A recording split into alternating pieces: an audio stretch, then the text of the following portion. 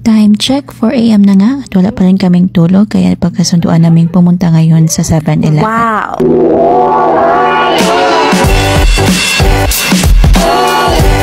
Ngayong araw nga ay Thursday namin kaya nagising ako ng 1 AM. At dahil 4 AM na nga wala pa rin kaming nagawa kaya napagdesisyon na namin pumunta ngayon sa 7-Eleven. Kahapon nga ay bagyo dito sa Taiwan pero buti na lang at hindi masyadong malakas dito sa aming lugar. Kasama ko nga pala ngayon ang lovers naming mga kaibigan. So for today's video, third wheel ang ating goal. Madilim pa nga pero napakagandang maglakad dahil sa malamig na simoy ng hangin. Galing nga sa dorm namin, mga 15 to 20 minutes pa ang lalakarin papuntang 7-Eleven. Sa amin ngang paglalakad, napapansin naming tahimik ang paligid. Wala pang katao-tao dito sa daan at wala pa ding mga sasakyan. Sa lamig nga ng panahon, parang may naisip akong kainin. Char! Laging sana all na lang ako sa mga kaibigan kong to. Maya-maya nga ay may nakasama kaming mga kababayan. First time ko nga palang sumama sa kanila ngayon papunta sa 7-Eleven na malapit dito sa aming dorm. After a few minutes, nakarating na nga kami dito sa may kanto. Magkatapat lang pala ang Family Mart tsaka 7-Eleven dito. So, una nga naming pinuntahan ay itong Family Mart at dahil wala kaming nagustuhan kaya't pumunta kami doon sa kabila which is ang 7-Eleven. Dali-dali nga kaming tumawid para ma-check kung may masarap pa silang pagkain na display. Bumili na nga kami ng pagkain at gamit ko pa rin ang voucher na galing sa company namin. Ito na nga kami at nakaupo na, dala-dala ang aming mga pagkain. I'm trying to live in the moment.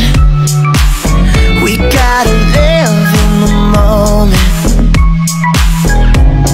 Yeah.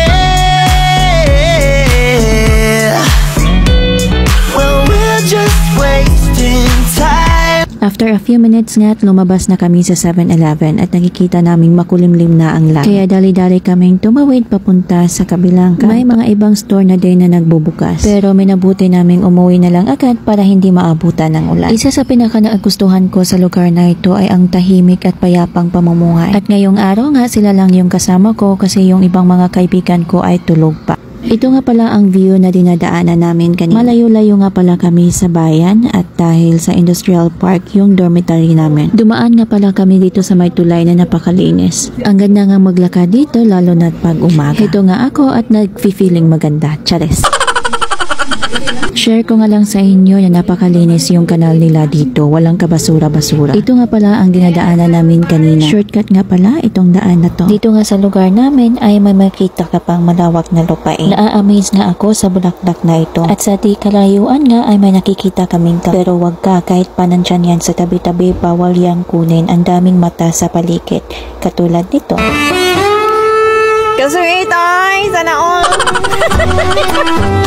At sa unahan pa nga ay may nakikita kaming puno ng saging. And after a few minutes, nandito na nga kami sa may kanto which is malapit na sa dorm namin. Nagpapasalamat nga ako sa mga kaibigan ko dahil suportado pa rin nila ang ating pagpa-vlog. Charis! Wow! Ito nga at tumaan kami sa isang malaking salamin kaya nga hindi namin pinapalampas ito. Alam niyo po isang mata rin yan dito sa Taiwan. After a few minutes nga ay nagpapakita na si Haring Araw. Bukod nga sa saging na nakikita namin doon sa kabila ay may tanim din dito na mani, mangga. Napakasarap nga ng bunga ng mangga dito guys pero hanggang tingin lang tayo. Yun nga lang ang masashare ko sa araw na to kaya maraming salamat sa panonood.